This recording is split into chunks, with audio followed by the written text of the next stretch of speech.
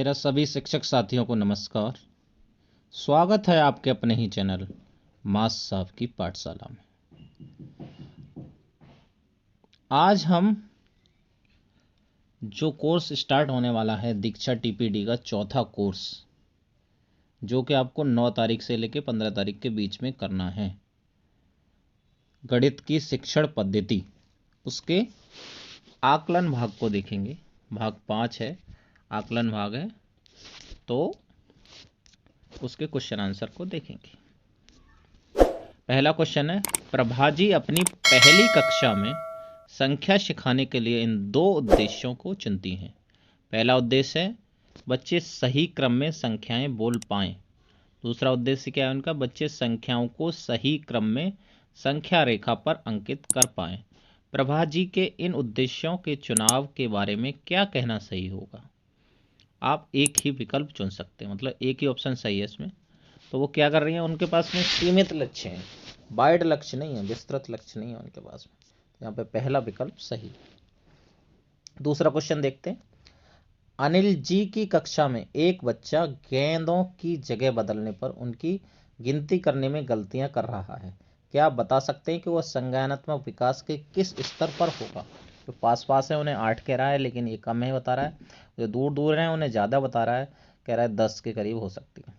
तो 4 जो स्टेज होती हैं, पहली स्टेज तो आपकी संवेदी क्रियात्मक तो होती है 0 से लेकर 2 ईयर्स तक, उसमें नहीं बता पाता बच्चा। तो ये पूर्व संक्रियात्मक प्री ऑपरेशनल स्टेज में है।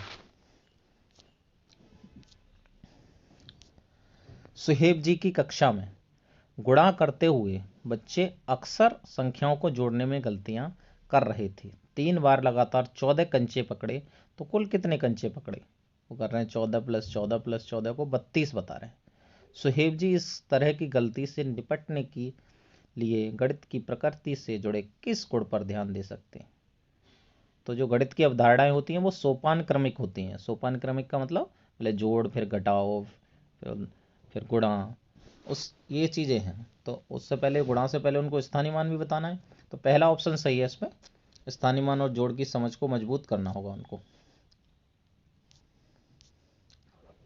चौथा क्वेश्चन है, हरप्रीत जी की कक्षा में बच्चे समझ के अलग अलग स्तरों पर हैं, लेकिन वे चाहती हैं कि उनकी कक्षा में हर बच्चा सीखे और आगे बढ़े। इसके लिए उन्हें अपनी कक्षा के किस तरह की तैयारी करनी होगी?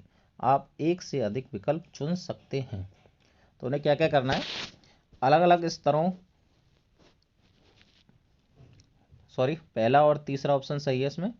ऐसी समस्याएं बच्चों को हल करने के लिए देनी होंगी जिनकी कठिनाई का स्तर कम किया जा सके या बढ़ाया जा सके। और तीसरा ऑप्शन, जरूरत के हिसाब से बच्चों को प्रॉम्प्ट्स या मददगार क्लू संकेत देने होंगे। अगला क्वेश्चन है, 5th क्वेश्चन। नीचे दी गई गतिविधियों में से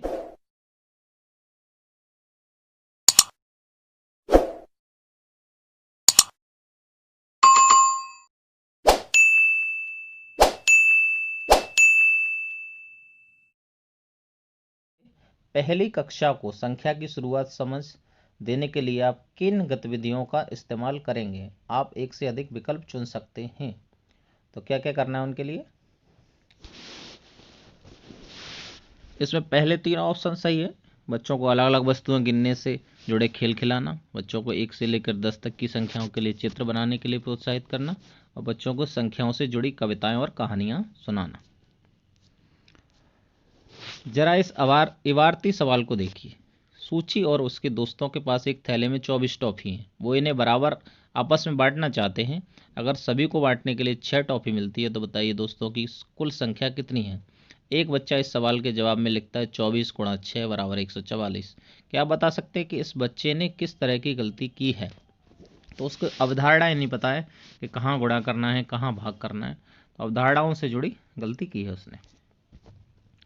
7th क्वेश्चन है, भिन्न की अवधारणा को समझने में हो रही गलतियों से निपटने के लिए कक्षा में आप कौन सी गतिविधियां चुनेंगे? सबसे उपयुक्त विकल्प चुनें। आप एक से अधिक विकल्प चुन सकते हैं। तो क्या क्या करना है? भिन्न की अवधारणा को अलग अलग रूपों में बच्चों को दर्शाने के लिए प्रोत्साहित करेंगे, और भिन्न से जुड़ी गलतियों को कक्षा में बिना नाम के समूहों में बांट देंगे, और फिर बच्चों को उन पर चर्चा करने के लिए प्रेरित करेंगे। दी गई गतिविधियों में से वे गतिविधियां चुनें जो बच्चों की गणितीय सोच का विकास करने में मदद करेंगी। आप एक से अधिक विकल्प चुन सकते हैं। तो बच्चों को गुणा की अवधारणा से जुड़े उदाहरण अपने आसपास के वातावरण में खोजने के लिए कहना। बच्चों को एक ऐसे खाने के डिब्बे का आकार खोजने के लिए कहना जिसमें खाने की अत्यधिक मात्रा रखी जा सके। रमा जी ने अपनी कक्षा में भावनात्मक तौर पर सुरक्षित वातावरण बनाने के लिए कुछ बदलाव किए। आइए देखें वे क्या थे। पहला बदलाव क्या था? सभी बच्चों को कक्षा में उनकी गलतियां बताना और उन्हें बेहतर अभ्यास के सुझाव देना। ये सही नहीं होगा। बच्चों को उनकी योग्यता और तरक्की के अनुसार पुरस्कार देना और उनका मनोबल बढ़ाना, ये भी सही नहीं होगा क्योंकि कुछ बच्चे हीन भावना महसूस करेंगे। सभी बच्चों को अपनी गलतियों पर छोटे समूह में बातचीत करने के मौके देना और एक दूसरे के सुझाव देने के लिए प्रोत्साहित करना, ये सही होगा। बच्चों को बताना कि एक दूसरे का काम जांचते समय एक दूसरे के विचारों का सम्मान कैसे किया जाए। इन सभी बदलाव में से आपके अनुसार कौन से सही थे? तो तीसरा चौथा सही है, इसका सेकंड ऑप्शन सही है, 3 और 4।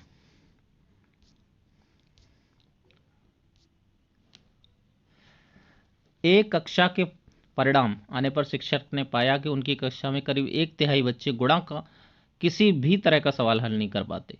कुछ बच्चे गुणा से जुड़े इबारती सवाल हल नहीं कर पाते और बाकी बच्चे गुणा के सवालों के रूप में बदलने पर उन्हें हल नहीं कर पाते।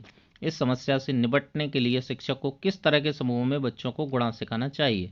आप एक ही विकल्प चुन सकते हैं। तो किस तरीके के समूह में? बहुस्तरीय समूह में। तो यहाँ पे आपके 10 क्वेश्चंस हो गए हैं। ये आपका 4th मॉड्यूल कंप्लीट हो गया है। तो आपको 15 तारीख को तक इसको कर लेना है। इसके साथ साथ निष्ठा के भी 15 तारीख तक आपको कर लेने हैं, 16, 17, 18 मॉड्यूल। और निष्ठा के जो आपके मॉड्यूल छूट गए वो 16 तारीख से 31 तारीख के बीच में कंप्लीट कर लें। Thanks for watching and subscribe the channel.